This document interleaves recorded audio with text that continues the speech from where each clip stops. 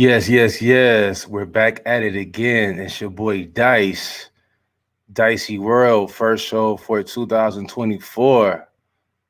I'm loving it. How you been?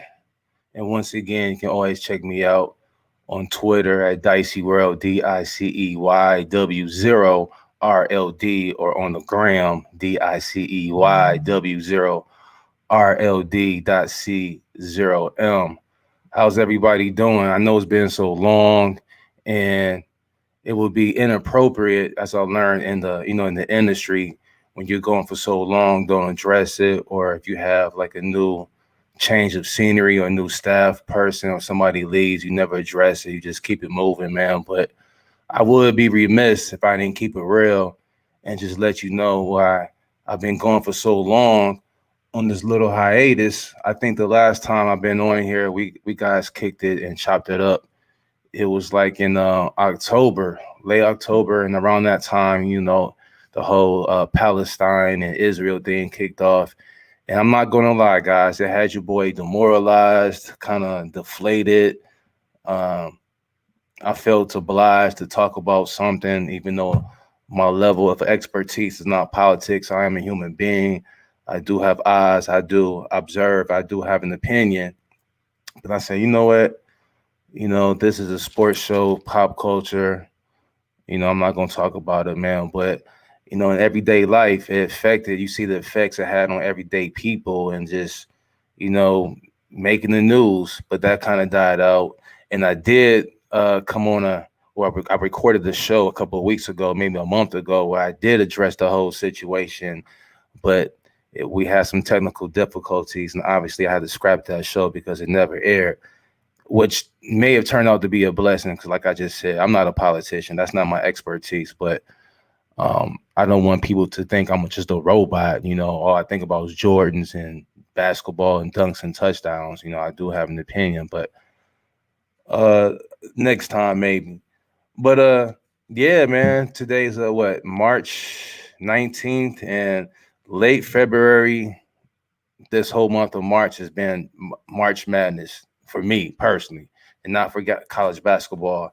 Right now, I want to give a lot of shout outs. I always ask the guests, or I always give a little shout out at the end of the show, but I'm going to start the show out now with a couple birthday shout outs to a lot of special people in my life.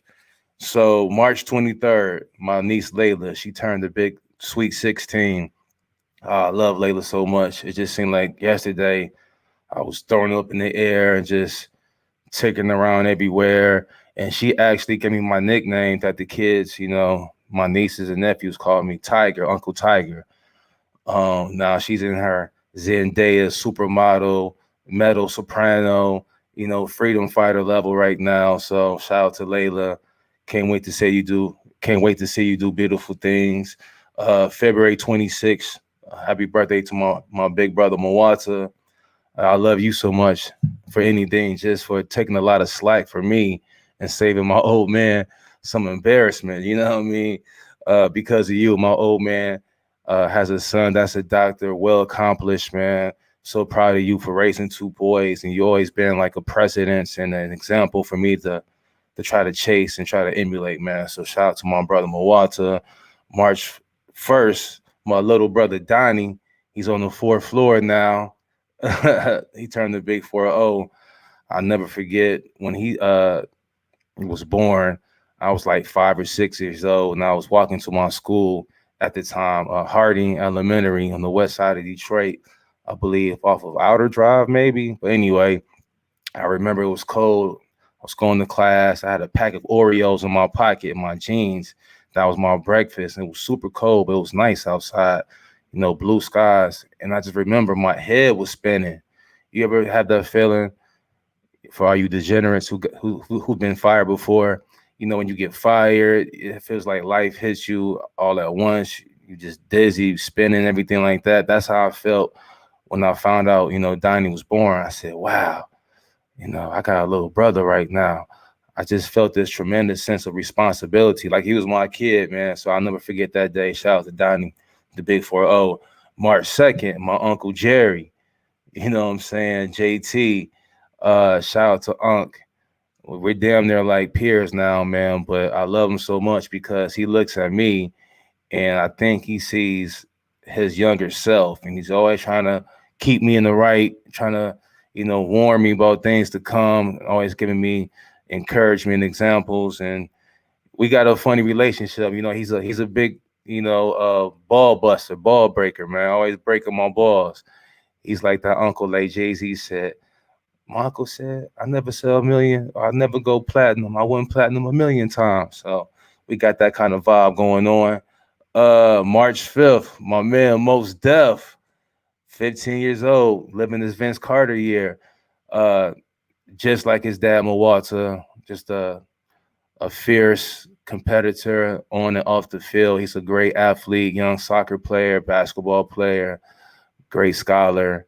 Um, and you never know, man, the effect people may have on you. No matter the age. At the end of the day, we're all teachers, we're all students. I'll never forget when Most turned like 8 or 9 years old. I'll never forget. I said, "Yo, Most, what you want for your birthday?" He said, "I just want to be the best version of myself." And he was saying this way before it was like real popular. Oh, the best version of myself. So shout out to Mosi for giving me that jewel at the age of 8 or 9. Happy birthday to you. March 14th, my Uncle Everett. Shout out to my Uncle Everett. RIP to my Uncle Everett.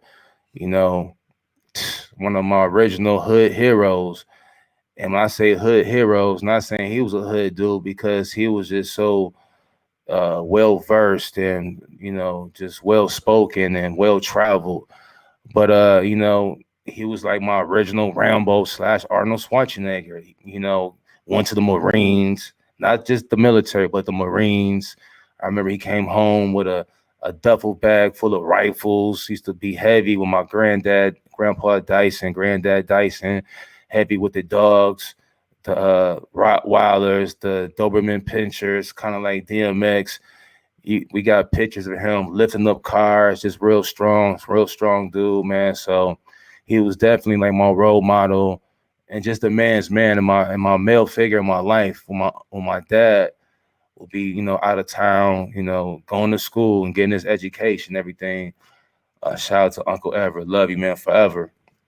March 16th, my grandma Dyson and my cousin Malcolm, man. And the great thing about 316 that day is that, it's a very much popular, famous verse, Bible verse. John 3:16. For God so loved the world that he gave his only begotten son, that whosoever believeth in him shall not perish, but have everlasting life. So I always thought that was a magical day to have a birthday. So shout out to Malcolm, my grandma. And then shout out to my man, Jared, co-worker, real cool dude, Booms, March 17th. And I believe my nephew, Ashton, March 22nd, his birthday. And the great thing about him and his birthday, I was really there for his birth. So I can really say I'm his day one. All right, now we got all the shout outs out the way and everything. Um, let's talk hoops. I've been watching a lot of ball lately. I know last week, a couple random thoughts came to my head. Um, I think I was watching Cleveland. And even though Cleveland don't play any defense, it's for the Eastern Conference, obviously. Even though Cleveland does not play any defense, I said when Donovan Mitchell comes back, with Garland, you got Mobley. That's a nice nucleus, a nice squad. But then I said, man, they got nice like shooters, like drive and kick shooters. Like when you drive and kick it to like the stretch fours, the stretch fives, they got some good stretch fours, some good stretch fives. Dean Wade can get a bucket, a three. Max Strus. And who's the other one? George's Niang. So Cleveland's a sleeper. If they get hot, they got some good shooters on that squad to complement and supplement their main nucleus. And then I said Phoenix. I said Phoenix, if Nurkic, Big Nurk can get consistent, because one day he'll have 31 rebounds, 14, 17 points. The next day he might have 8 points and 5 rebounds. So I said, if they can get some consistent play from Nurkic, Phoenix can do something. They can be all right. But then the last couple of days has proven to me that they definitely need a point guard because, yeah, KD, Brad Bill, and Devin Booker are playmakers, they need a point guard because they're the kind of playmakers in the sense where if they have the team on their back and they have like role players, complementary players, yeah, they can be the point guard, the default de facto point guard of their teams, because they have teams with teammates that's doing the dirty work that the other the other superstar teammates aren't willing to do. Set screens, get offensive rebounds, dive on the floor. You know, you got KD being a playmaker, but you just got Brad Bill and Devin Booker just looking, and vice versa. When Brad Bill's the playmaker, you just got the other two just looking around, on the wing, just looking at the other person go one on one, ISO. So they definitely need a point guard to organize the offense, get some movement, some motion going on because as good as KD and Bill and Devin Booker are as playmakers, they play better when they're the recipient of getting the rock and finishing. But it's clear as day though when it comes to the NBA. Like right now, it's looking like Denver versus Boston. Jokic is looking like he's going to be a third-time winner of the MVP award winner. I'm sorry, he's going to be a third-time MVP award winner. He's looking like the best player in the whole league. Damn, they're giving you a triple double this year. Another season of 20 plus points, 10 plus rebounds, 9 plus assists. I feel bad for him because last year he could have legitimately averaged the triple double, but I feel like he let the media, Big Perk, bully him, from like setting that goal and accomplishing that feat of getting a triple double. But he's having another great year. Boston's having a good year, best record in the league.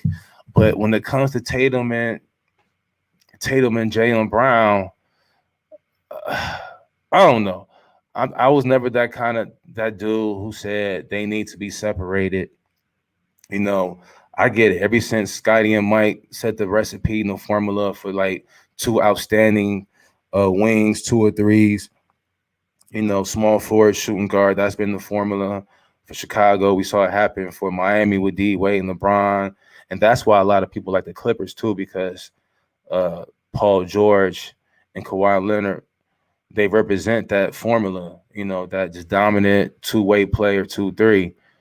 But Jaylen Brown in Boston has it as well. That's why I wanted to say Clippers versus Boston for a while, but it's got to be Denver versus Boston. I love Jaylen Brown. I love Jason Tatum. And right now, I'm going to be a Jason Tatum apologist. A lot of people were down on him when Boston came to Denver, and Denver and Boston played nationally televised game on TNT. Jaylen Brown went crazy. I think he had 40 plus points, and Jason Tatum had a quiet game, and I love that.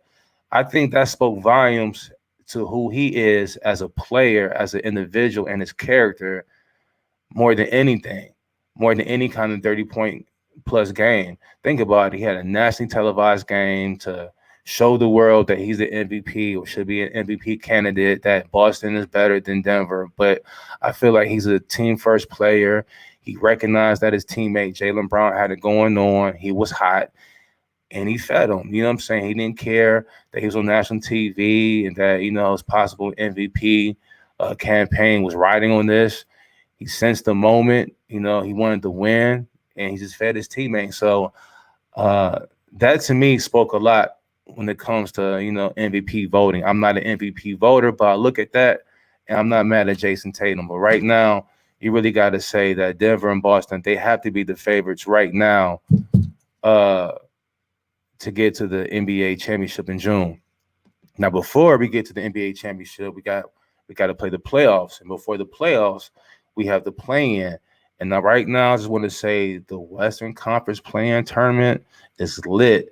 You got Dallas right now, 7th seed, Phoenix at 8th seed, Lakers at 9, and Golden State at 10. I mean, arguably, this might be the most exciting faction of the whole playoffs period, man. You just think about the star power, the name power alone. Dallas, Luka, Kyrie. You saw Kyrie pull off that crazy game winner shot against Denver this past weekend. What was that, like a left-hand floater, jump shot, hook, push shot, shot put? That boy got skills. That shit was crazy. Phoenix, we just talked about them and their big three. Bradley Beal, Devin Booker, and KD. They're awesome. Uh, the Lakers.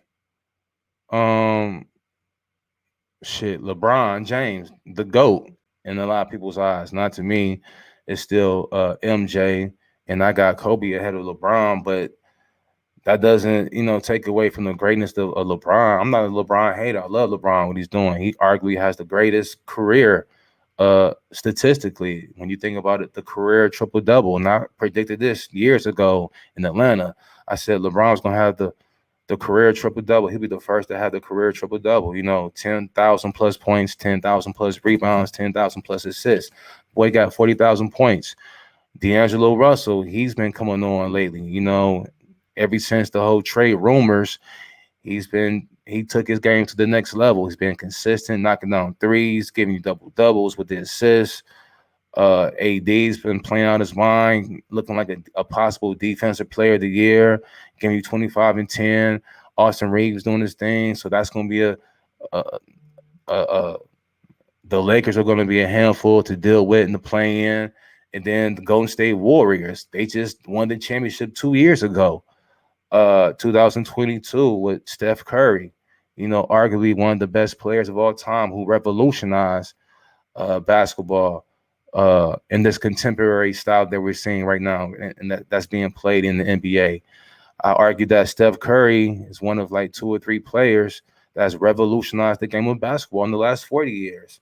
And you got Larry Bird and Magic, then Jordan, and now Steph. Everybody's shooting threes, way downtown bang. So the playing tournament is going to be great. So right now you will have Dallas and Phoenix. The winner of Dallas and Phoenix, they will get the seventh seed, and then the loser of the seventh, eighth game will play the winner of the Lakers and Golden State, or the ninth and 10th seed. So right now, that means Phoenix will go to Dallas. I gotta say Dallas. I gotta favor Dallas in that one. Okay, so then Lakers and Golden State, it will be at LA. That's tough.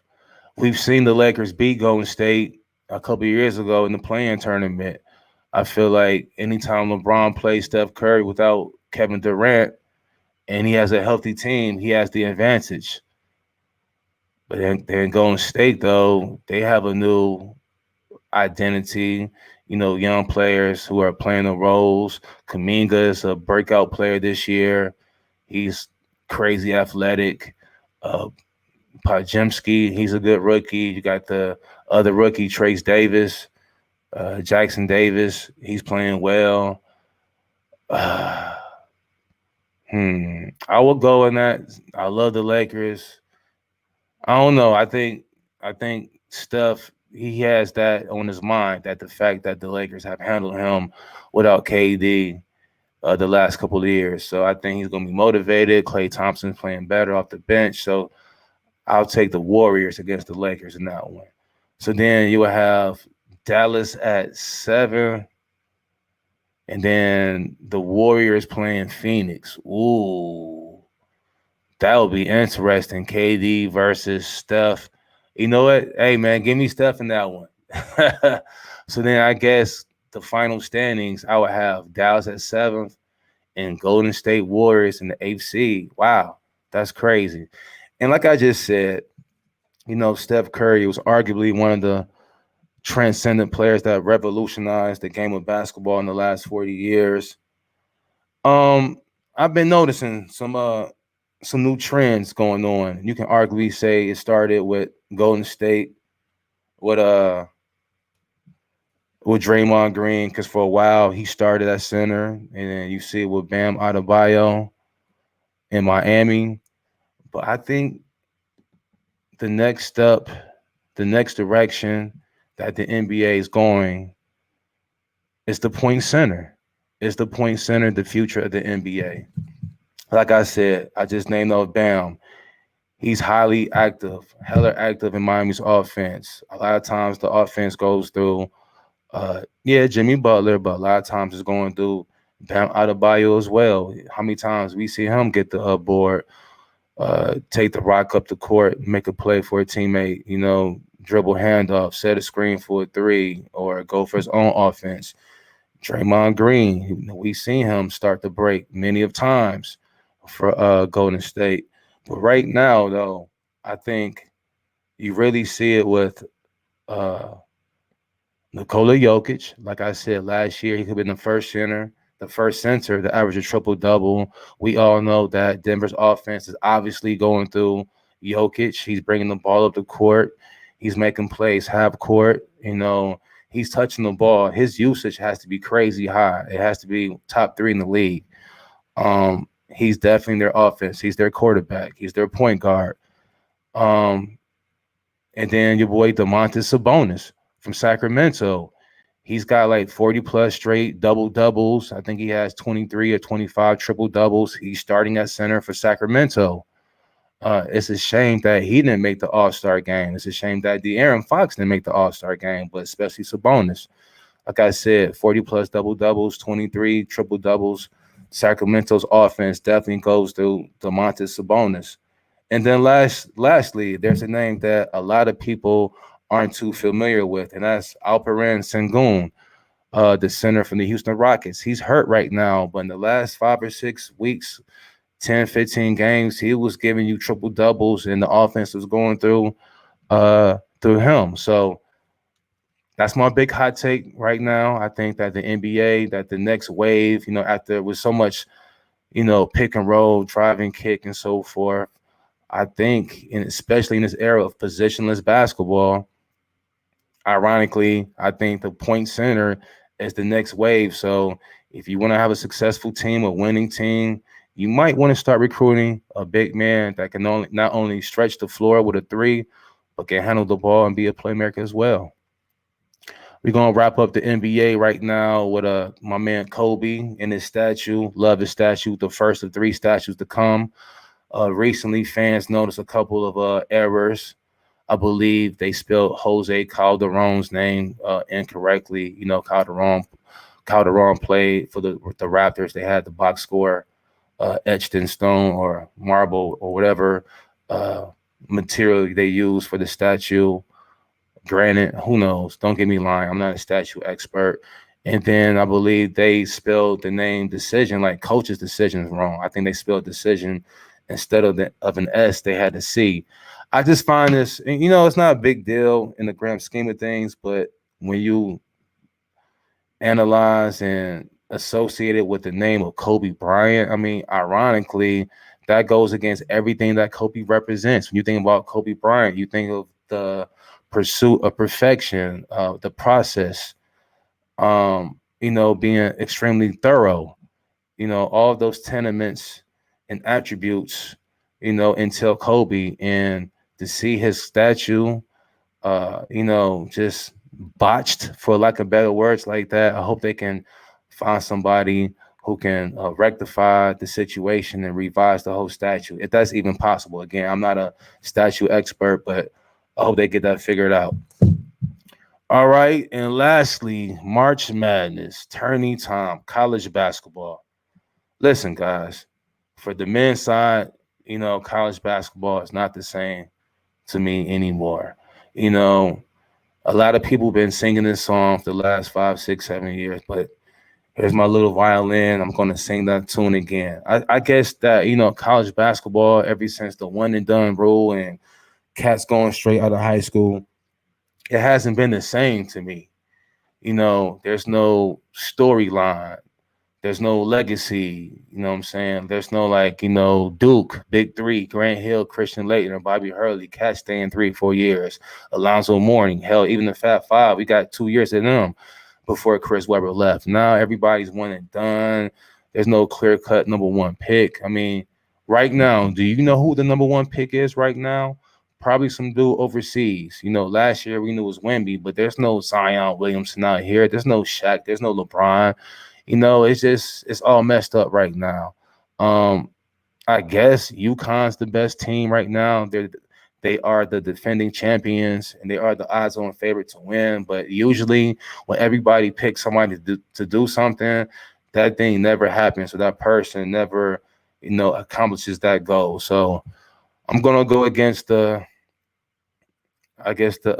grain, and I'm gonna say that Kansas is is going to win the championship this year. Why? I have no idea. I have no idea who's on that roster, on that team. I just know that I like Coach Self. Coach Self used to coach at Illinois.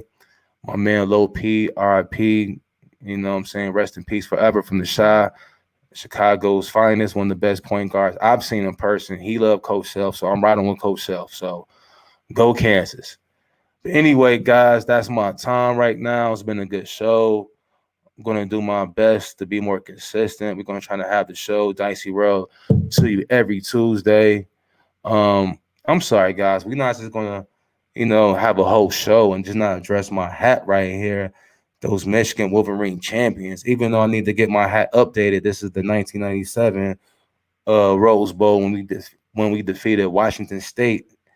And your boy Ryan Leaf. I gotta get this Rose Bowl national championship hat updated to 2024.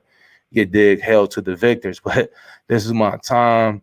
I'm hasta la vista, pasta and pizza. Remember, boys and girls, anything can happen in Dicey World. Peace.